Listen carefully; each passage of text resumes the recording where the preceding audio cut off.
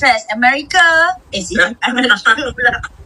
Aiman, selamat pagi. Selamat pagi. Okey, Aiman. Aiman kat mana pukul berapa sekarang? Saya di California pukul 4.40 petang. Kita dekat Kanada, sebelah-sebelah lah ni. Toronto. Toronto. Dah hebatnya bila Piala Dunia FIFA 2026 di Unified TV ya. Setakat ni belum pernah ada pengalaman menyaksikan Piala Dunia lagi. I dulu pernah nak cuba kawan dengan this guy. Nama dia Aiman America.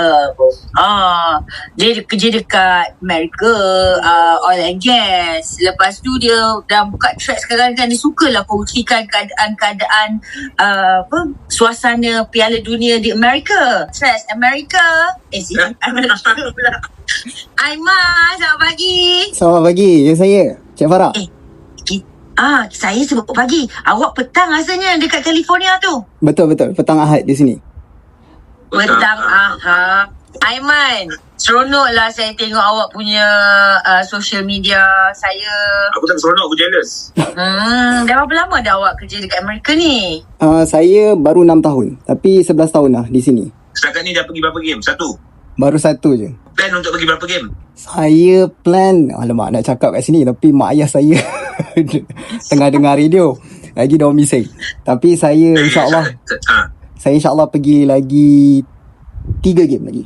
Man, tiket mahal lah. Tiket berapa ringgit lah? Tiket yang saya baru pergi semalam ni $800 satu game. Pakcik Aiman akan habiskan dalam RM12,000. Tak. Habislah saya lepas ni. So kita tunggulah next game nanti. Kalau awak tengok lagi, awak share. Kalau ada rezeki kita nak call awak lagi. Mungkin lepas ni awak target suku akhir ke demi final ke kan. Mahal tiket.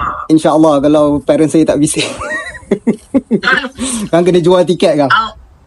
Baguslah awak ni, apa-apa tanya parents kan. Kalau saya datang nanti awak boleh jadi host ke? Bisa saya tak pakai lagi ni. Boleh. Saya Kita lagi boleh 4 host. tahun. Cantik lah, ada geng lah ni. Cantik. Jadi, hujung bulan saya cuti ya. Man, terima kasih banyak Man di atas perkongsian dan juga pengalaman awak yang cukup indah ni. Terima kasih banyak jemput saya. InsyaAllah. Alright. Allah, hebatlah dia. Guys, boleh check out dekat TikTok account Aiman America ataupun dekat Threads juga. Nama sama, Aiman America. Memang banyak gambar, video siap bagi tahu barang apa yang boleh bawa masuk, barang apa yang tidak. Ada kedai World Cup berapa harga. Good lah siapa-siapa yang nak suruh dia jadi PS. Yeah. Personal shopper.